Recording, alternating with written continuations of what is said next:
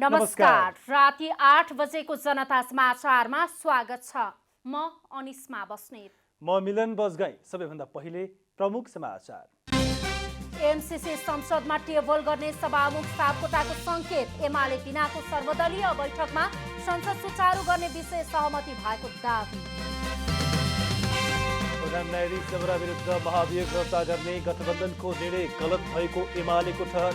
सडक र संसदबाट सङ्घर्ष गर्ने निर्णय। सरकारले हालै गरेको दुधको मूल्य वृद्धिले उपभोक्ता थप मारमा। खानै नसक्ने गरी महँगो बन्दै गएको सर्वसाधारणको गुनासो। सीमामा जारी विवादबारे बैठक गर्न युक्रेनद्वारा सुरक्षा समूहका सदस्यहरूलाई आह्वान। सुरक्षाकर्मी तैनाथीबारे रुसले बेवास्ता गरेको गुनासो। र ओमानमा जारी 4 देशीय T20 सिरिज अन्तर्गत अन्तिम खेलमा नेपाल आयरल्यान्डसँग 16 रनले पराजित।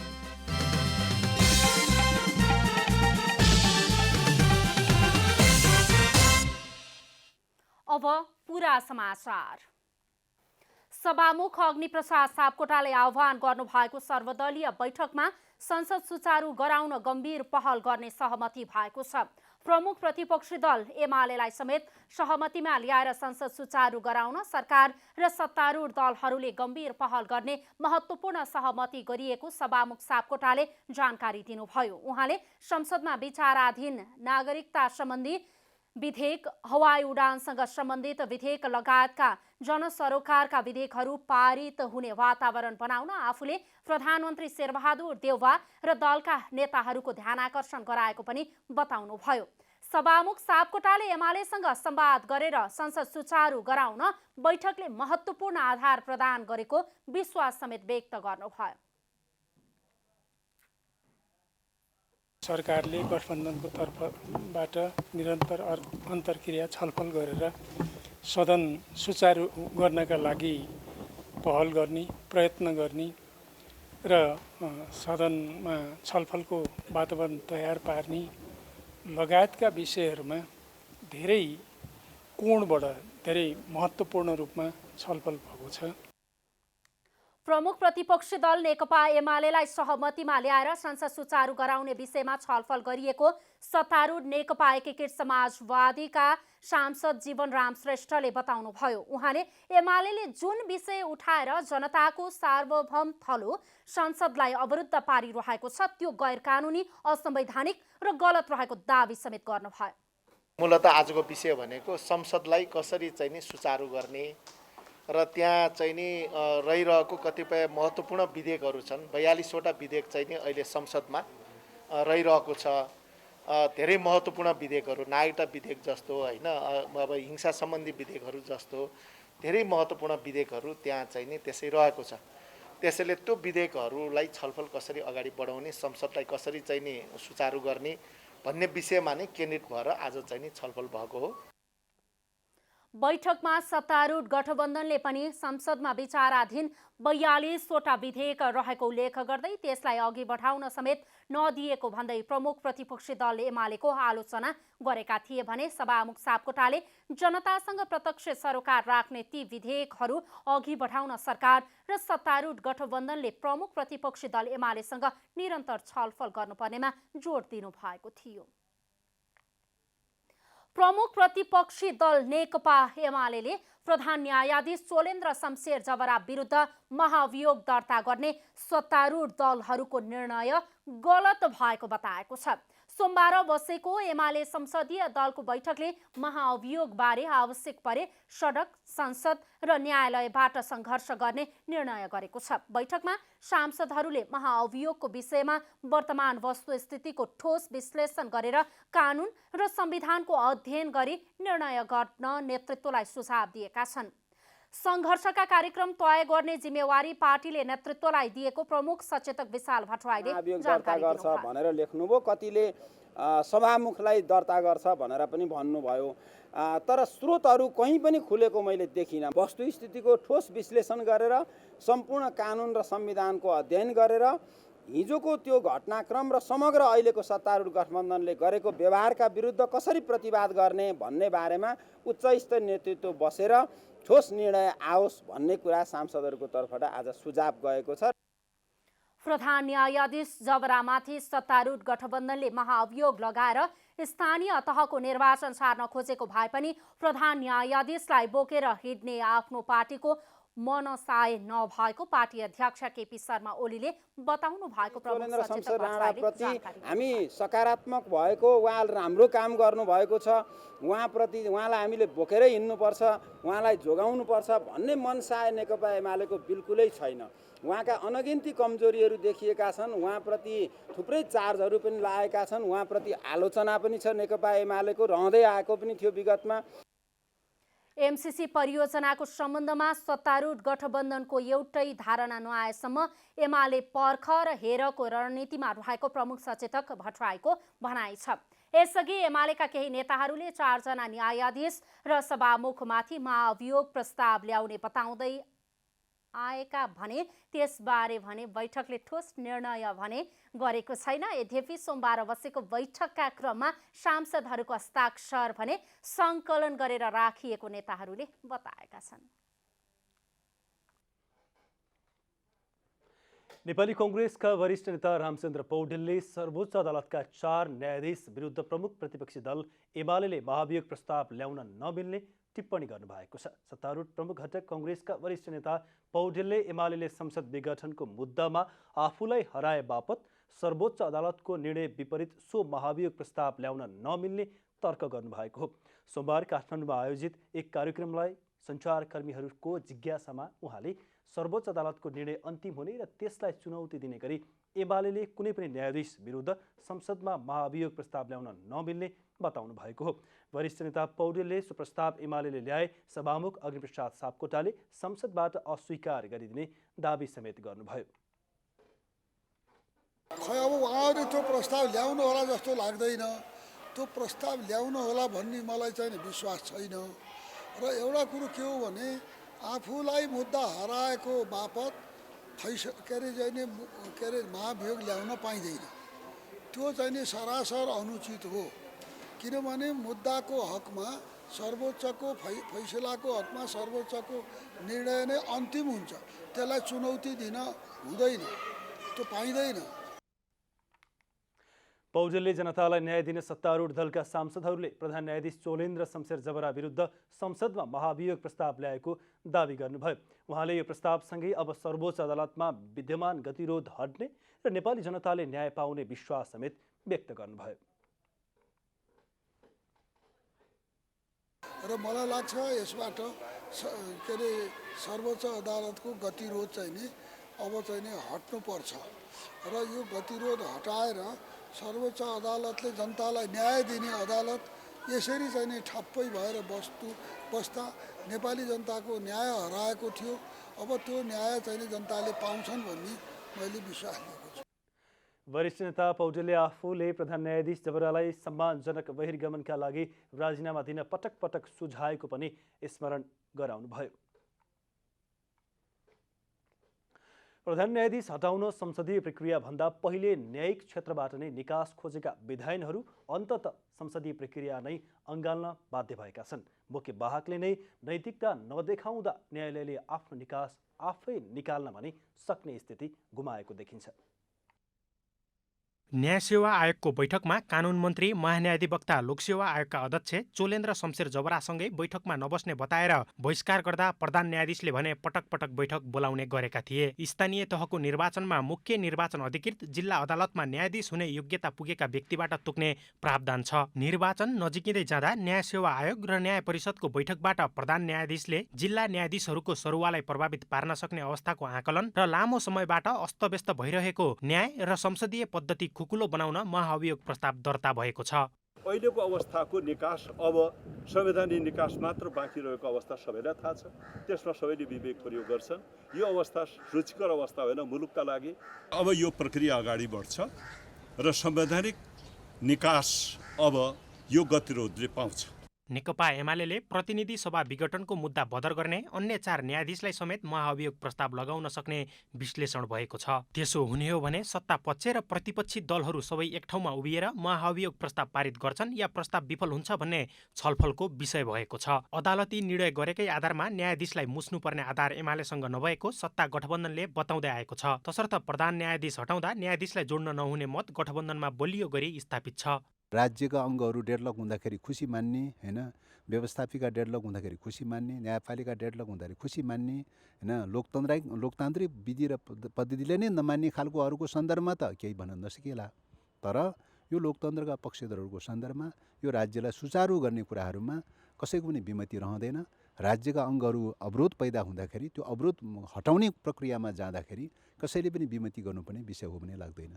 प्रस्ताव दर्ता भएपछि अब सभामुखले 1 हप्ताभित्र प्रतिनिधि सभामा प्रस्ताव पेश गर्न समय दिनेछन्। सभामुखले तोकेको समयावधिभित्र छलफल भएर प्रस्ताव महाअभियोग जाँचबुझ समितिमा पठाउनेछन्। महाअभियोग जाँचबुझ समिति 11 सदस्यीय बन्नेछ, जसले आफूहरू मध्येबाट नै सभापति तोक्नेछन्। महाअभियोग प्रस्ताव पारित गर्न 11 सदस्यीय महाअभियोग सिफारिस समितिका 3 सदस्यको अनुमोदन र 271 संख्या भएको संसदको 2/3 अर्थात् 181 सदस्य संख्या आवश्यक पर्छ, जहाँ नेकपा एमालेसँग 97 सांसद छन्। यद्यपि महाअभियोग प्रस्तावमा हुइप लगाउन नमिल्ने अभ्यास छ। क्यामेरा ब्युरोका साथ विकास पौडेल र महेश कठायतको रिपोर्ट। शहरी विकास मन्त्री रामकुमारी झाँक्रीले विकास आयोजनामा गरिने राजनीतिको अन्त्य हुनुपर्ने बताउनु भएको छ। सोमबार ललितपुरमा आयोजित नगर विकास कोषको 34औं वार्षिक उत्सव समारोहलाई सम्बोधन गर्दै मन्त्री झाँक्रीले विकास आयोजनाको नाममा हुने राजनीतिको अन्त्य हुनुपर्ने बताउनु भएको हो। उहाँले प्राथमिकताको आधारमा आयोजना छनौट गर्नुपर्ने र असीमित आवश्यकताहरूलाई सीमित साधन स्रोतले पूरा गर्ने परिपाटी बसाल्नुपर्ने बताउनुभयो। विकास र आयोजनासँग राजनीति प्रत्यक्ष रूपले व्यक्ति आफ्नो हिरोइजमका लागि जोडिने परिपाटी अन्त्य नगर्दासम्म यस्तै गिजोलिने राजनीति र हरेक पटक एउटा मन्त्रीले सबै मान्छेलाई पैसा दिएर खुसी बनाउनु पर्ने अवस्था हुँदासम्म हामी सही बाटो हिँडेको चाहिँ हुँदैन। मन्त्री झाँक्रीले स्थानीय तहमा भइरहेको वित्तीय हस्तान्तरणको तालमेल नमिलेको सम्बन्धमा बहस हुनु आवश्यक रहेको बताउनुभयो। उहाँले स्थानीय तहलाई पर्याप्त रूपमा वित्तीय हस्तान्तरण भएको उल्लेख गर्दै गाउँपालिका र नगरपालिकाहरूले आफैलाई सरकारको रूपमा अभ्यास गरिरहेको बताउनुभयो। हाम्रो वित्तीय हस्तान्तरण कमजोर भयो अथवा भएन, अथवा हाम्रो डिमान्ड धेरै थियो, अथवा हाम्रो सप्लाई थोरै भयो, अथवा हाम्रो इन्भेस्टमेन्टमा यति ठुलो खाडल छ, डेफिसिट छ भन्ने कुराका बारेमा अब बहस हुन आवश्यक छ। उहाँले आयोजना बाँडेर चुनाव जित्छु भन्ने मानसिकता त्याग्नुपर्ने बताउनुभयो। आयोजनाहरू स्वचालित ढङ्गले छनौट हुने तथा आवश्यकता र प्राथमिकीकरणको आधारमा गर्ने प्रणालीको स्थापना गर्नु जरुरी रहेको उहाँको भनाइ छ। जनता समाचारमा छोटो विश्राम।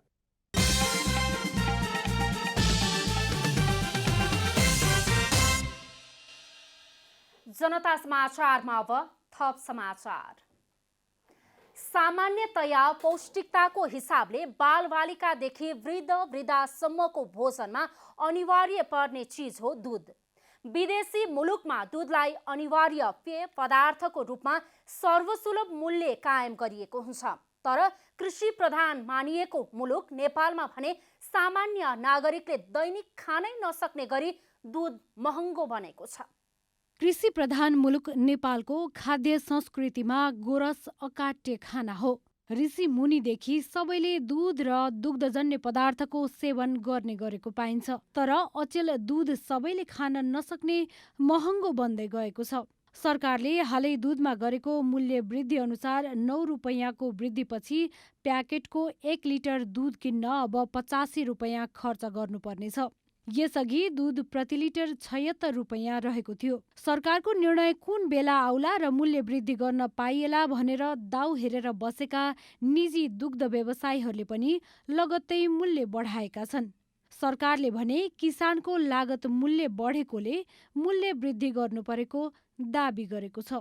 नेपाली किसानले उत्पादन गरेको 4% फ्याट भएको र 8% एसएनएफ भएको दूधको न्यूनतम भुक्तानी मूल्य 56 रुपैयाँ 4 पैसाको सुनिश्चित गर्ने भनेर निर्णय भएको थियो। कृषकहरू उपभोक्ताहरूले यसलाई खरिद गर्नेको हिसाबले प्रति लिटर 9 रुपियाँमा वृद्धि गरेका छौँ। अमेरिका, युरोपमा मात्र नभई छिमेकी मुलुक चीन र भारतमा समेत दूधलाई पौष्टिक र स्वास्थ्यवर्धक मानेर उपभोक्ता मूल्य न्यूनतम कायम गरिएको हुन्छ। तर नेपालमा दूध र दुग्धजन्य पदार्थ अत्यन्त महँगो बन्दै गएको छ। सामान्य ज्याला मजदुरी गर्नेहरूले दूध भोजनमा सामेल गर्नु कल्पनाभन्दा बाहिरको बन्दै गएको छ। दूधको मूल्य वृद्धिपछि दुग्धजन्य पदार्थ, दही, घिउ जस्ता चिजको पनि मूल्य बढ्ने निश्चित छ। किसानको नाममा दलाली गर्ने वर्गले दबाब दिएको भरमा मूल्य बढाएको छ। मूल्य वृद्धि गर्दाखेरि कमसे कम प्रचलित सिद्धान्त व्यावहारिक कुराहरू लागू गर्नुपर्ने थियो। मूल्य वृद्धिपछि प्याकेट दूधमा कायम गरिएको मूल्य अवैज्ञानिक र असान्दर्भिक भएको उपभोक्तावादीहरूको भनाइ छ। 42.5 रुपियाँ पर्न आउँछ। अब 1 रुपियाँ त नपाउने बेलामा, 1 रुपियाँको सिक्का समेत नपाउने बेलामा 50 पैसाको सिक्का कहाँबाट पाउने? नेपाल सरकार, राष्ट्र बैङ्कले नै 50 पैसाको सिक्का जारी गर्न छोडिसकेको अवस्था छ। सरकारले किसानको उत्पादन लागतको नाम दिएर सरोकारवालाहरूसँगको छलफल बिना सीमित बिचौलियालाई फाइदा पुग्ने गरी मूल्य वृद्धि गरेको आरोप विगतदेखि नै लाग्दै आएको र यो त्यसकै निरन्तरता भएको उपभोक्तावादीहरूको आरोप छ। सरकारले दूध उत्पादन लागत कम हुने गरी कृषकलाई दिने अनुदान सहुलियत नबढाई एकैचोटि मूल्य वृद्धि गर्दा अन्ततः सर्वसाधारणको नै ढाड सेकिएको छ। क्यामेरामा शैलेन्द्र गोविन्द अमात्यका साथमा रूपा घिमिरे, काठमाडौँ। कञ्चनपुरको बेलौरी नगरपालिकाका नगर प्रमुखले आफ्नो श्रीमती सहित आफन्त र कार्यकर्तालाई बाख्रा पालनको अनुदानका लागि छनौट गरेको खुलासा भएको छ। नगर प्रमुख पोतीलाल चौधरीले कान्छी श्रीमती सुस्मिता चौधरी, नगर प्रमुखका स्वकीय सचिवका आमा तथा भाउजू लगायतलाई अनुदान दिन छनौट गरेको स्थानीयको आरोप छ। कञ्चनपुरको बेलौरी नगरपालिकाका प्रमुख पोतीलाल चौधरीले आफ्नो श्रीमती सहित आफन्त र कार्यकर्तालाई बाख्रा पालनका अनुदानका लागि छनौट गरेको खुलासा भएको छ। प्रमुख चौधरीले कान्छी श्रीमती सुस्मिता चौधरी, नगर प्रमुखका स्वकीय सचिवका आमा तथा भाउजू लगायतलाई अनुदान दिन छनौट गरेको स्थानीयको आरोप छ। फर्म दर्ता गरी व्यावसायिक रूपमा बाख्रा पालन गर्दै आएका किसान भने छनौटमा नपरेपछि स्थानीयले विरोध गरेका छन्। भेटनरी अस्पताल तथा पशु सेवा विज्ञ केन्द्र कञ्चनपुरले आर्थिक वर्ष 78-79 को वार्षिक कार्यक्रम अन्तर्गत व्यावसायिक रूपमा बाख्रा पालन गर्दै आएका र विगत 2 आर्थिक वर्षसम्म अनुदान नपाएका कृषकका लागि मुख्यमन्त्री एकीकृत कृषि तथा पशुपन्छी विकास कार्यक्रम, मुख्यमन्त्री नमुना कृषि गाउँ कार्यक्रमका लागि आवेदन माग गरेको थियो। विगत 2 वर्षदेखि आफूले व्यावसायिक रूपमा बाख्रा पालन गर्दै आइरहेको र अहिलेसम्म सरकारबाट 1 रुपैयाँ पनि अनुदान नपाएको कृषकको गुनासो छ। अहिलेसम्म सरकारबाट कुनै एउटा 1 रुपैयाँ अनुदान पनि थाहा छैन। 2 वर्ष भयो मैले बाख्रा पालेको, फर्मसेट भरेको अहिले एकलोटी आफूहरूले एकलोटी मात्रै गरे। त्यहाँको कर्मचारीहरूले हामीले केही पाएको छैनौँ, त्यो हुँदैन, त्यो गलत हो। बेलौरी नगरपालिकाका नगर प्रमुख पोतीलाल चौधरी 2074 सालको स्थानीय चुनावमा नेकपा माओवादी केन्द्रबाट निर्वाचित भएका थिए। नगरबाट लागू हुने हरेक योजना तथा कार्यक्रम आफ्ना आफन्त र कार्यकर्तालाई पोस्नलाई मात्र लागू हुने गरेको स्थानीयहरूको आरोप छ। छनौटमा परेकाले बाख्रा पालनका लागि भनेर 1 लाखका दरले रकम पाउनेछन्। अर्का किसान बालकुमारी पोखरेलले पनि श्रीमान विदेशबाट फर्किएपछि विगत 2 वर्षदेखि व्यावसायिक रूपमा बाख्रा पालन गर्दै आएकी छन्। आफूसँग बसोबासका लागि मात्र जग्गा भएकाले भाडामा जमिन लिएर बाख्राका लागि घाँस खेती समेत गर्दै आएको पोखरेलले पनि अनुदान नपाएको गुनासो गर्छिन्। अहिलेसम्म हामीलाई अनुदान परेको नगरपालिकाबाट प्रथम अनुदान परेको थियो पोहोर साल गोएर बोका भनेर, जो किनेको थियौँ हामीलाई प्यारालाइसिस भएर पोहोर साल मऱ्यो। अस्ति भर्खरै 30,000 को, र अहिलेसम्म कुनै त्यस्तो अनुदान परेको छैन। अहिलेसम्म त्यस्तो आम्दानीको स्रोत चाहिँ हामीलाई आएको छैन। अहिलेसम्म लगानीमा नै छौँ सर हामी, किनभने सबै खरिद गरेर गर्नु परेको छ होइन। पोहोर साल अनुदान परेको थियो, त्यो अनुदान बोका पनि प्यारालाइसिसले मर्यो। यसबारे बेलौरी नगरपालिकाका प्रमुख पोतीलाल चौधरीले केही बोल्न चाहनु भएन। बेलौरी नगरपालिका वडा नम्बर 5 का वडाध्यक्ष साइतु चौधरीले भने सिफारिस गरिएका नामावली सच्चाइ नै बताउनुहुन्छ। जो छनौट भएका छन् त्यो भित्रको पनि वास्तविक मतलब कि आत्मनिर्भर बन्न चाहने र वास्तविक मतलब बाख्रा पालन गर्ने कृषकहरू पनि यो मध्ये पनि छन्। हामी पनि हेरिरहेका छौँ, 2-4 जना यसमा पनि छन्। त उहाँहरू चाहिँ मतलब कि वास्तविक हुन् र मतलब 1-2वटा त मतलब आफ्नो घरमा जसले पनि पाल्या हुन्छ उहाँहरूलाई चाहिँ मतलब यसमा समावेश गराएको छ। त्यो चाहिँ मतलब मेरो पनि आपत्ति हो र अब पब्लिकको पनि आपत्ति हो, किसानको पनि आपत्ति हो यो विषयमा। यसरी आफ्नो पार्टीको केन्द्रीय नेतादेखि नातागोतालाई मात्र अनुदानका लागि सिफारिस गरिँदा जनप्रतिनिधिप्रति स्थानीयको विश्वास घट्दै गएको छ। जनप्रतिनिधिहरूले पनि छनौटमा परेका नामावलीलाई सच्याएर वास्तविक कृषकलाई अनुदान रकम दिन स्थानीयहरूको माग छ। कञ्चनपुरबाट जुद्ध चौधरीको रिपोर्ट। प्लास्टिकको झोला प्रतिबन्ध सम्बन्धी वातावरण विभागले निर्माण गरेको कानुन फितलो देखिएको छ। प्लास्टिक स्थानीय तथा राष्ट्रिय समस्या मात्रै नभएर यो विश्वव्यापी समस्याका रूपमा खडा भएको छ। दैनिक रूपमा प्रयोगमा आउने प्लास्टिकका सामग्रीहरू प्रयोग भइसकेपछि फाल्न केही सेकेन्ड पनि लाग्दैन। तर ती बोतल गल्न भने कम्तीमा 450 वर्ष लाग्छ। त्यस्तै प्लास्टिकको ब्याग नष्ट हुन 1000 वर्ष लाग्छ। विश्वमा हरेक वर्ष 5 लाख करोड प्लास्टिकको ब्याग प्रयोग हुन्छ। हालै वातावरण विभागले 2078 को प्लास्टिक झोला प्रतिबन्ध कार्ययोजना तयार गरी प्लास्टिक झोलाको उत्पादन, आयात, बिक्री, वितरण र प्रयोगमा देशभर प्रतिबन्ध गर्ने निर्णय गरेको छ। तर यसको प्रभावकारिता भने कतै पनि देखिँदैन। पूर्ण रूपमा प्लास्टिक प्रतिबन्ध भनेको छैनौँ। 40 माइक्रोन भन्दा ठुला साइजका प्लास्टिकै झोला प्रयोग गरिदिने भने पनि त्यसलाई मानिसहरूले चाहिँ बारम्बार त्यसको प्रयोग गरिरहन सक्छन्। प्लास्टिकको झोला पातलो भयो भने त्यसलाई चाहिँ एकैपटक प्रयोग गरेर फाल्ने सम्भावना रहन्छ। तर बाक्लो भयो भने त्यसलाई चाहिँ घरमा लगेर फेरि पुनः प्रयोग अर्कोपटक चाहिँ बजार जाँदाखेरि त्यसलाई प्रयोग गर्ने सम्भावना पनि हुन्छ। त्यो भएर मोटा साइजका प्लास्टिक झोलाहरू प्रवर्धन पनि गर्ने र त्यसको विकल्पमा जस्तो अल्लोबाट बनेका जुटका झोलाहरू तिनीहरू चाहिँ को प्रवर्धन गर्ने। भन्नलाई त नेपालमा 40 माइक्रोन भन्दा कमको प्लास्टिकमा प्रतिबन्ध लगाएको छ। तर यो नियम कानुन कागजमै सीमित रहेको छ। बजारमा खानेदेखि लगाउने सामानहरू प्याक गर्न प्लास्टिक ब्याग नै प्रयोग हुन्छ। एकपटक प्रयोग गरिसके पश्चात प्रयोगविहीन बन्ने प्लास्टिकको चोक चोकमा थुप्रो देख्न सकिन्छ। व्यापारी र ग्राहक पनि अरू झोलाको विकल्प नभएका कारण प्लास्टिक नै प्रयोग गर्न बाध्य भएको बताउँछन्। पनि प्लास्टिकमै दिने गरेको छ, अरू विकल्प पनि छैन नि त। अब कारखाना बन्द गर्ने त चलाउने हो। यहाँ अब के गर्ने, उहाँ बन्द गर्ने, यहाँ पनि नचलाउने। अब सकेसम्म हामीले अरू नर्मल क्लोथ हुन्छ, पेपर ब्यागहरू त्यस्तो युज गर्नुपर्छ। तर प्लास्टिकले चाहिँ सकेसम्म कमै युज गर्नु भयो। अन्तर्राष्ट्रिय मुलुक रावडा जसले 2008मा पहिलो पटक प्लास्टिक प्रयोगमा प्रतिबन्ध लगाउने नियम लागू गरेको थियो। यदि प्रयोग गरेको भेटिएमा कम्तीमा नेपाली रुपियाँ 52,863 जरिवाना तिर्नुपर्ने कानुन थियो। नेपालमा बन्ने हरेक कानुन कार्यान्वयनमा नआउँदा सामान्य गल्तीका कारण ठूलो जोखिम मोल्न नागरिक बाध्य छन्। क्यामेरामा साजन थापाका साथ राधिका तामाङ, काठमाडौँ।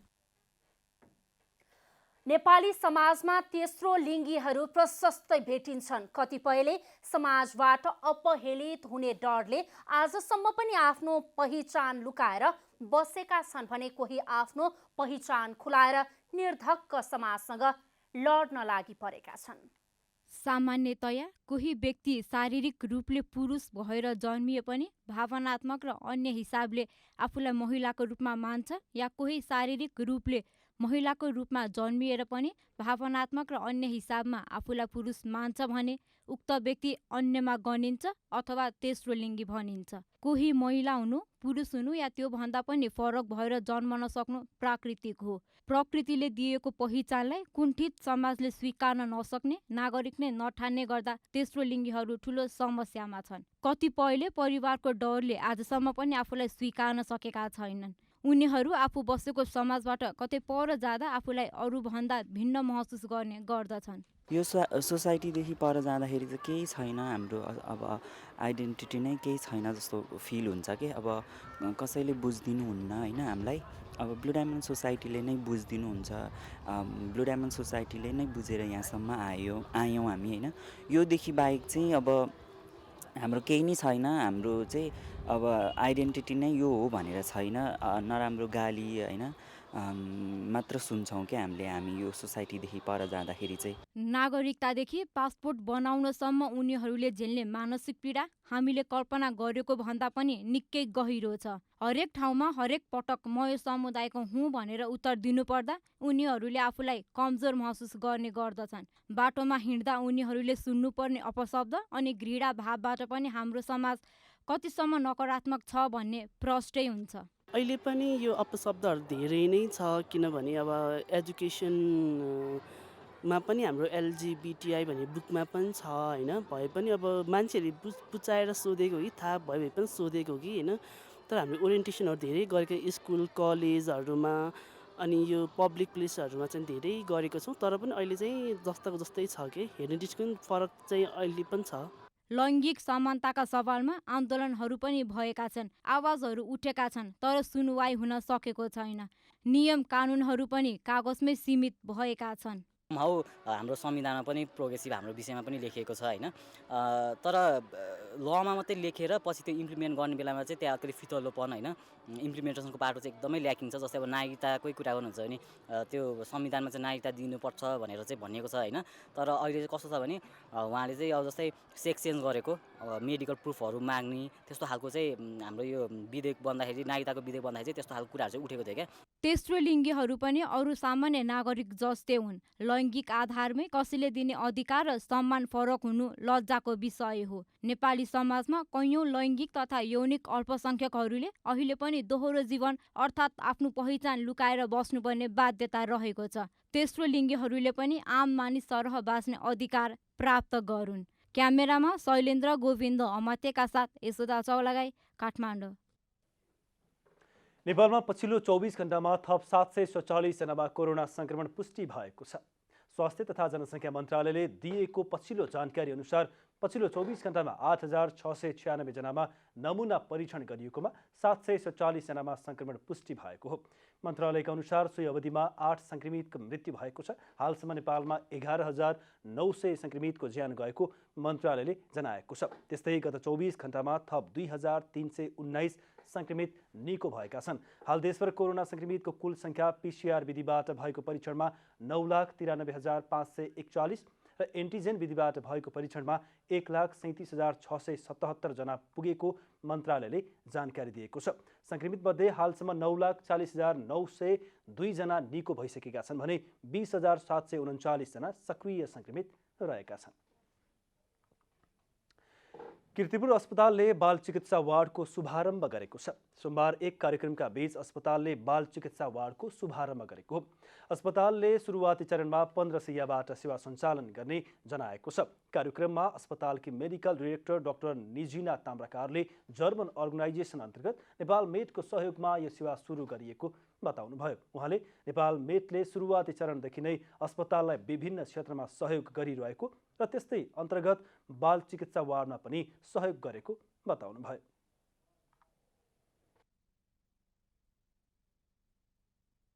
नेपाल मेड एउटा जर्मन अर्गनाइजेसन हो, नन प्रफिट अर्गनाइजेसन हो। उहाँले चाहिँ हाम्रो कीर्तिपुर हस्पिटललाई चाहिँ पहिलादेखि नै हेल्प गरिरहेको छ। जहिले पनि प्रब्लम भएको बेलामा उहाँले हेल्प गरि नै राख्नु भएको छ। स्टार्टिङमा चाहिँ एज अ कीर्तिपुर हस्पिटल चाहिँ 2006मा चाहिँ एज अ 15 बेडबाट सुरु भएको, जुनमा चाहिँ यो म्याटर्निटी फोकस भएर सुरु भएको। अहिले चाहिँ हामी मोर देन 100 बेडमा रनिङ छौँ। बाल चिकित्सा वार्ड उद्घाटन कार्यक्रममा अन्य वक्ताहरूले जर्मन सरकारले गरेको सहयोगप्रति धन्यवाद ज्ञापन गरेका थिए। अब आर्थिक समाचार।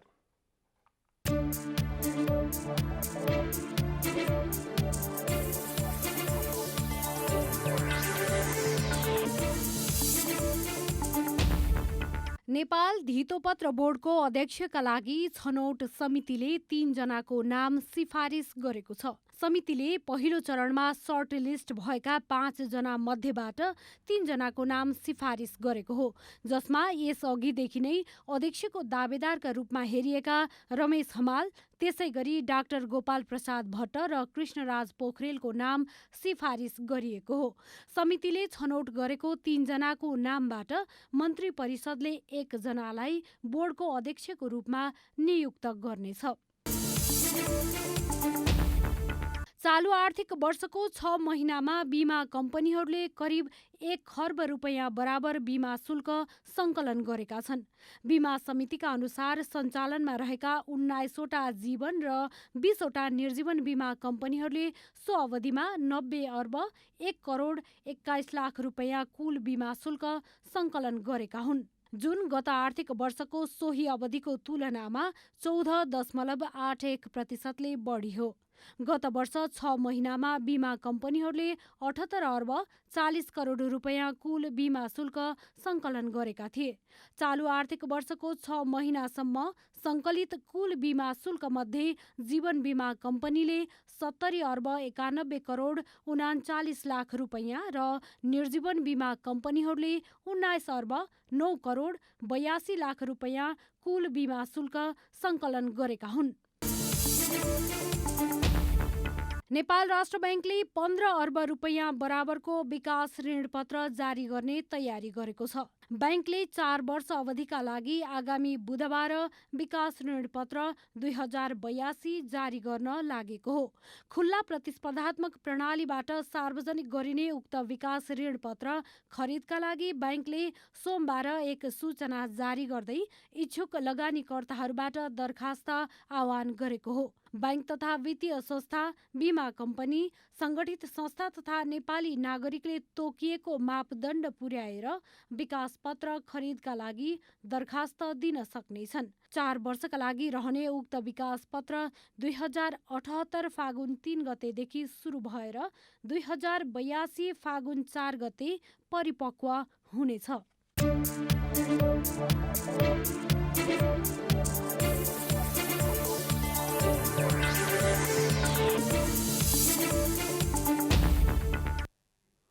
जनता समाचारमा अब छोटो विश्राम।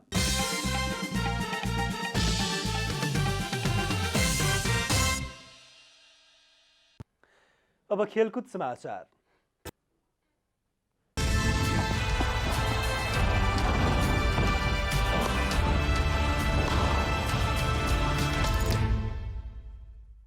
ओमानमा जारी 4 देशीय टी20 सिरिज अन्तर्गत अन्तिम खेलमा नेपाल टेस्ट राष्ट्र आयरल्यान्डसँग 16 रनले पराजित भएको छ।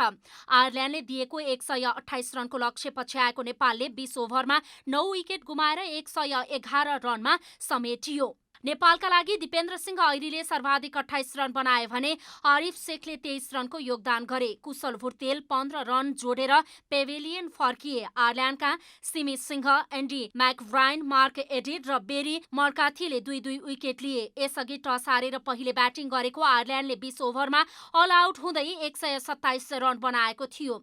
आयरल्यान्डका लागि जर्ज डोकरेलले सर्वाधिक 28 रन जोड्दा कर्टिस क्याम्फरले 20 रन बनाए। यस्तै कप्तान एन्ड्री विलवार्नीले 19 र लोर्कन टकरले 15 को योगदान गरे। नेपालका लागि दिपेन्द्र सिंह ऐरीले सर्वाधिक 4 विकेट हात पारे। दिपेन्द्रले 4 ओभर बलिङ गर्दै 21 रन मात्र खर्चिएका थिए।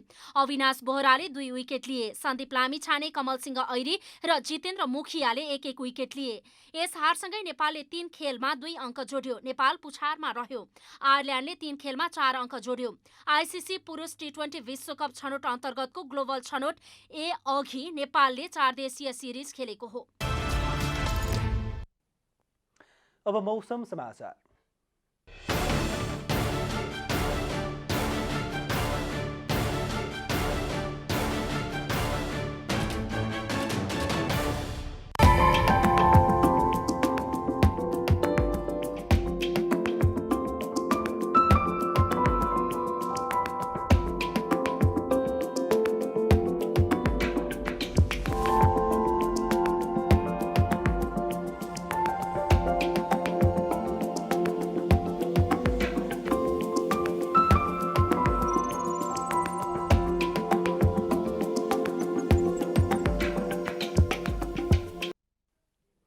अन्त्यमा आजको डायरी।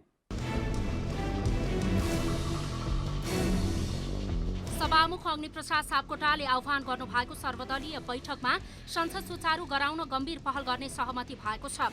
प्रमुख प्रतिपक्षी दल एमालेलाई समेत सहमतिमा ल्याएर संसद सुचारू गराउन सरकार र सत्तारूढ दलहरूले गम्भीर पहल गर्ने महत्त्वपूर्ण सहमति गरिएको सभामुख सापकोटाले जानकारी दिनुभयो।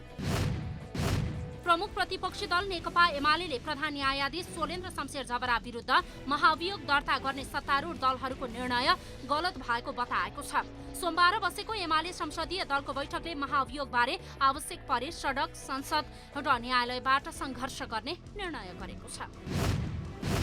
नेपालमा पछिल्लो 24 घण्टामा थप 747 जनामा कोरोना भाइरस संक्रमण पुष्टि भएको छ। स्वास्थ्य तथा जनसङ्ख्या मन्त्रालयले दिएको पछिल्लो जानकारी अनुसार पछिल्लो 24 घण्टामा 8696 जनामा नमुना परीक्षण गरिएकोमा 748 जनामा संक्रमण पुष्टि भएको हो। मन्त्रालयका अनुसार सोही अवधिमा 8 संक्रमितको मृत्यु भएको छ। हालसम्म नेपालमा 11900 संक्रमितको ज्यान गएको मन्त्रालयले जनाएको छ। क्यानाडाका ट्रक चालकको हडतालले सीमा नागेपछि प्रहरीले बल प्रयोग गरी केही प्रदर्शनकारीलाई नियन्त्रणमा लिएको छ। आन्दोलनकारीहरूले पुलमा ट्रक तेर्स्याएपछि क्यानाडा र अमेरिका बीचको सामान आयात निर्यात पूर्ण रूपमा बन्द भएको छ। ओमानमा जारी 4 देशीय T20 सिरिज अन्तर्गत अन्तिम खेलमा नेपाल टेस्ट राष्ट्र आयरल्यान्डसँग 16 रनले पराजित भएको छ। आयरल्यान्डले दिएको 128 रनको लक्ष्य पछ्याएको नेपालले 20 ओभरमा 9 विकेट गुमाएर 111 रनमा समेट्यो।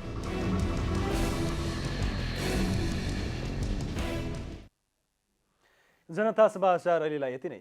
जनताद्वारा जनताका लागि प्रसारित जनता टेलिभिजनका कार्यक्रमहरू युट्युब, ट्विटर, फेसबुक र हाम्रो वेबसाइट जनतासमाचार.com मा पनि पढ्न र हेर्न सक्नुहुनेछ।